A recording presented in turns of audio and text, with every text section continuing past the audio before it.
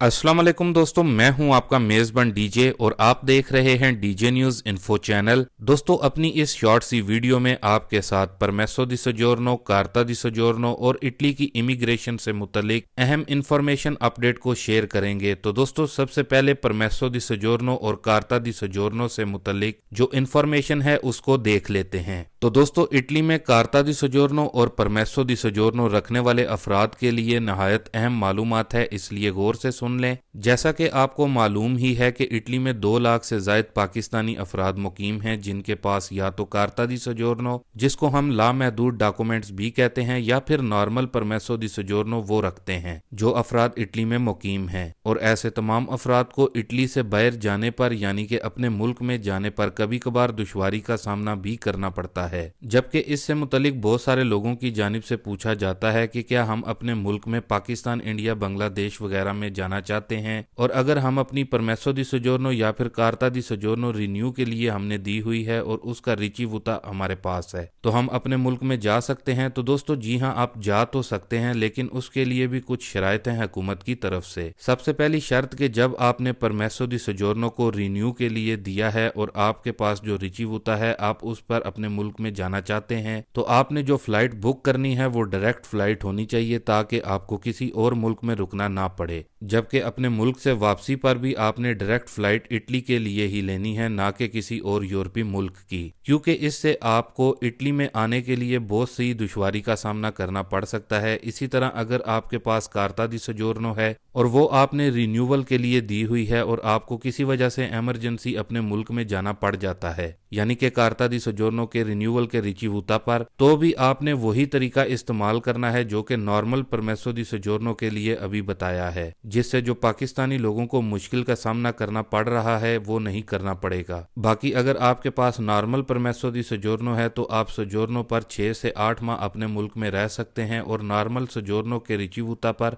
2 माह से ज्यादा अपने मुल्क में क्याम नहीं कर सकते। इसी तरह कार्ता दी सोजोर्नो पर आप अपने मुल्क में 11 माह तक रह सकते हैं, जबकि कार्ता दी सोजोर्नो का जो रिचीवुता होता है उस पर भी आप 2 माह तक ही रह सकते हैं। बाकी दोस्तों, अब इमिग्रेशन से मुतलिक जो अहम इंफॉर्मेशन अपडेट है उसको देख लेते हैं। तो दोस्तों, जब आपका इटली से फ्लूसी इमिग्रेशन के तहत नोला उस्ता निकल आता है, तो उसके बाद इटालियन एम्बेसी की जानिब से कौन कौन से डॉक्यूमेंट्स की जरूरत होती है एम्बेसी में जमा करवाने के लिए, या एम्बेसी वाले कौन कौन से डॉक्यूमेंट्स आपसे पूछ सकते हैं। जैसा कि आपको मालूम है, इटली हुकूमत ने फ्लूसी इमिग्रेशन जो कि 2023 में खोली थी दिसंबर में, अब इस इमिग्रेशन के तहत काफी सारे लोगों के नोला उस्ता जारी हो रहे हैं, मतलब कि इटली से। लेकिन बहुत से ऐसे लोग जिनके नोला उस्ता निकल चुके हैं, लेकिन उनको ये मालूम नहीं कि एम्बेसी से वीजा लेने के लिए कौन कौन से डॉक्यूमेंट्स चाहिए होते हैं, यानी कि आसान अल्फाज में इटली का वर्क परमिट एम्बेसी से लेने के लिए कौन से डॉक्यूमेंट्स की जरूरत होती है। तो दोस्तों, सबसे पहले तो आपके पास इटली से जो नोला उस्ता, जिसको वर्क परमिट भी कहते हैं, वो होना चाहिए। जबकि ख्याल रहे कि जो नोला उस्ता की मियाद होती है वो सिर्फ 6 माह के लिए होती है, और जो वैलिड नोला उस्ता होता है उसी को ही इटालियन एम्बेसी में जमा करवाया जा सकता है। उसके बाद दूसरे नंबर पर जिस भी काम के मालिक ने आपको नोला उस्ता भेजा है उसके पासपोर्ट की कॉपी या फिर उसके घर का मौजूदा पता आपके पास होना चाहिए। उसके बाद फिर आपने वीजा एप्लीकेशन को पुर करना है, और ख्याल रहे कि आपने वीजा एप्लीकेशन फॉर्म को बिल्कुल दुरुस्त तरीके से पुर करना है, यानी कि नाम वगैरह और बाकी की जो इंफॉर्मेशन होती है उसको पुर करने के बाद एक बार जरूर चेक करें। जबकि इस वीजा एप्लीकेशन फॉर्म के साथ ही आपने सफेद बैकग्राउंड के साथ अपनी लेटेस्ट जो तस्वीर होती हैं वो देनी होती हैं। इसके अलावा पुलिस कैरेक्टर सर्टिफिकेट जो कि आपको अपने मुतलका पुलिस स्टेशन से मिलेगा वो भी चाहिए होगा। इसके अलावा आपका पासपोर्ट जो कि कम से कम 6 माह वैलिड हो और उस पर कम से कम 2 पेज खाली हों जिस पर इटालियन एम्बेसी की तरफ से वीजा लगाया जाएगा। उसके बाद आपको एक एफिडेविट चाहिए होता है जिस पर अपना नाम, अपना मौजूदा पता, और फिर इसमें आपको ये बताना होगा कि आप अपने मुल्क में भी खेती बाड़ी का काम कर रहे हैं और इटली में भी खेती बाड़ी के काम में ही जा रहे हैं, या फिर जिस भी काम के लिए आपको इटली में बुलवाया गया है उसी से मुतलिक आपको एफिडेविट में बताना होगा।